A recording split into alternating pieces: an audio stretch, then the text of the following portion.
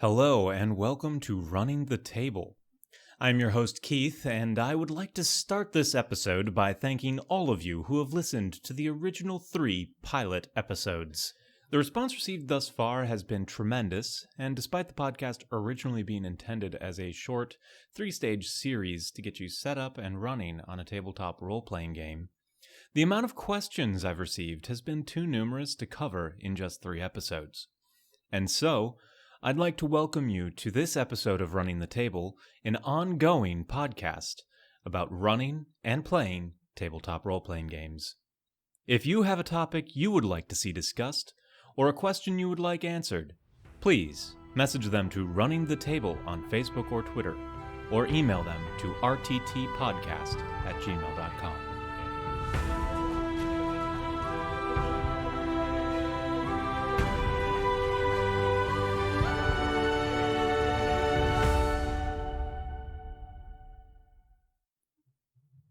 So, first things first, as we move into a more continuous format, I'd like to share a short explanation of the episode formats as we go forward. This is just kind of how I intend the podcast series to go. Sometimes I will discuss a broad topic in tabletop role-playing games, and other times a guest will join me to discuss a topic. Depending on availability of guests and recording schedules, I will aim to alternate these episodes, but formats are still subject to change as everything settles into place. If you enjoy these segments and would like to see more of them, please leave a comment and review on the podcast. Or if you're not as interested in them, feel free to share that as well. After all, I'm doing this for you, the listeners. Okay, so without any further ado, let's get into today's topic: non-player characters. NPCs are, exactly as their name describes, those characters not played by a player. In a tabletop setting, that means they're played by you, GM, or DM, or Keeper, or whatever your game calls it, the one running it. These characters that you play are how you can interact with the players without being the antagonist, the obstacles, or the monsters, although sometimes the NPCs may take on those roles. I'm sure that many of you are pretty familiar with some basic concepts around NPCs, such as the use of a simpler NPC to launch off a quest. But let's be real here. A story driven by NPCs and NPCs driven by story can make the tale you weave for your players all the more compelling. There is no truly inconsequential NPC, unless they're just stage dressing. They don't have to be fully fleshed out like a player character, but some simple motivations and desires and needs can really drive their authenticity home and really drive that player engagement with them and the story. An authentic NPC can in fact change the dynamics of a game in many ways. If the players are given a simple hunt quest to go kill some monster den or group, the motivations of the quest giver can directly impact the story. Was it a farmer who lost everything, potentially putting the players into a spot of guilt should they not find what was stolen, and potentially carrying ramifications for the village as a whole to drive them into the next quest to go to the kingdom for aid, as there may be no harvest? Does it make them into the bad guys of this story? Or was the whole thing simply a job to the quest giver as well, one that a guard may or may not have tried to pawn off on adventurers just to avoid doing themselves? In this instance, the quest giver may be more amenable to accepting less than perfect proof of completion, and this gives the players more wiggle room to take the story in different directions, and more leniency, I should say, to how they achieve their goals. And beyond even that, a farmer who lost everything will have far different criteria for what constitutes a successful raid of the orc camp that kidnapped his entire family than a pencil-pushing clerk at a mercenary camp would. If your players stumble into the wrong camp and clear it out, this could even be mission complete for the clerk, who really just cared that there were less orcs in the world, but would never really be acceptable based on the very simple motivation that you gave your farmer. Even if your players don't take these avenues, or if you don't have a thought to the full story behind an NPC's motivations, having some semblance of direction can really make the players feel more immersed and take some of the weight of improvisation off of your shoulders. But that's just for bit NPCs and quest givers. What about those big players, the lords and ladies of cities, the big bad, or the major supporter of the players? Those NPCs which are integral to your story. Often GMs are tempted to make their story-essential NPCs overly complicated, to give them backstory galore and detail that players simply will never see.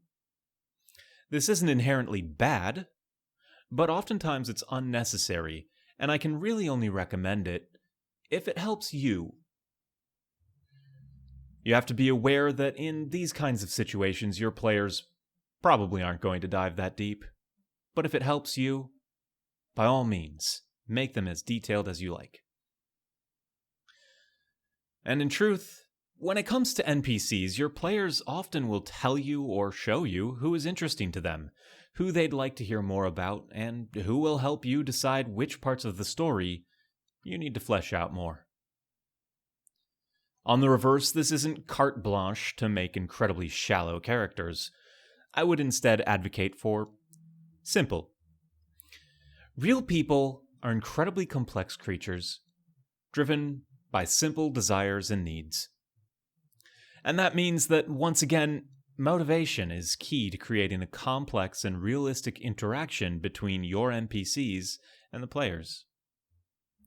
But these aren't just motivations for some simple interaction or quest. These are overarching motivations that give these characters reasons to take their place within the story.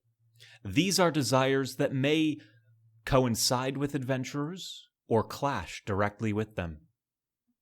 These are the motivations and the NPCs that can give your players a sense of camaraderie and attachment to the world, or a motivation for revenge or destruction, something to drive them.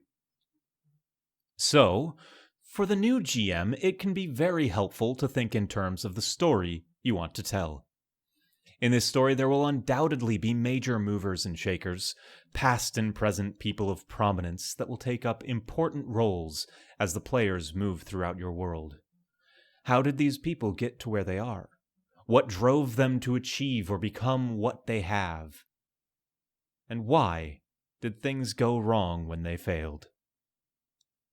These are the kinds of motivations that can create the drive for your NPCs in whatever interactions they may have with the players.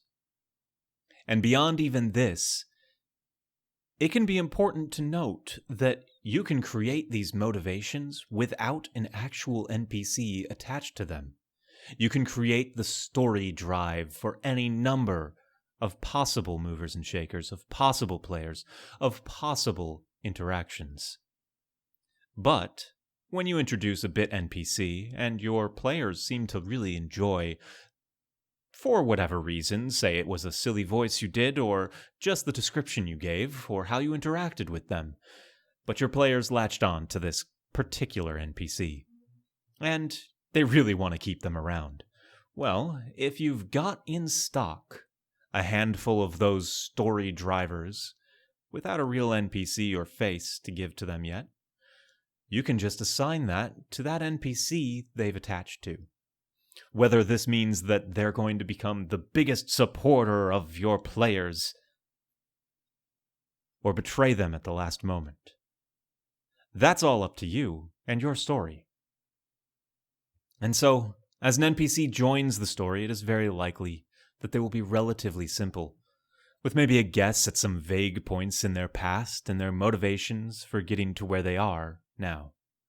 And that's fine. If you have those motivations, most of the characteristics and history of the NPC will come to light slowly over the course of the story and over the course of their interaction with your players. This will lead to the intricate, developed character that can truly make a world come to life. And within that world, however it's formed and whatever it holds, the driving forces behind your story will be the characters, players or NPCs. Starting with a blank slate can leave you and your players wanting for more, while detailing every aspect of your NPC's life can drain your own resources and time and even lead to your own burnout. By creating hooks and attaching them to simpler NPCs, and keeping initial brushes with the players brief and to the point, you can truly delve deep into the inner workings of those NPCs that are going to feature prominently in the narrative that you and your players weave together. And too often, I see new GMs or DMs attempt to make their own perfect story and the perfect villain, guide, or mentor for what they envision, without care for player agency. This can lead very quickly to, if not complete player disinterest in the game, at least some level of disinterest or lack of connection to the characters they face within your world. Alternatively, the GM who puts too little effort into their NPCs and barely makes them more than a cardboard cutout with a German accent can also see players lose interest or even drop the game entirely. But if you use some of the techniques and storytelling devices that we've discussed today to develop complex and unique characters, you won't have to resort to using 30 different accents just to differentiate between your NPCs.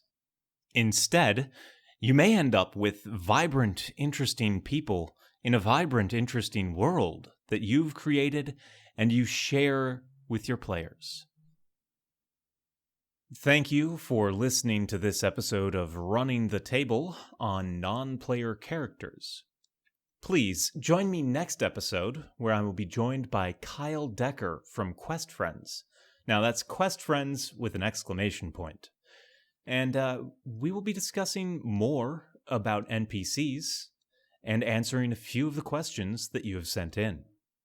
As always, I'm your host Keith, and if you find yourself with questions you'd want answered about anything tabletop role-playing game related, please send them my way to rttpodcast@gmail.com. You can also reach me at Running the Table on both Twitter and Facebook.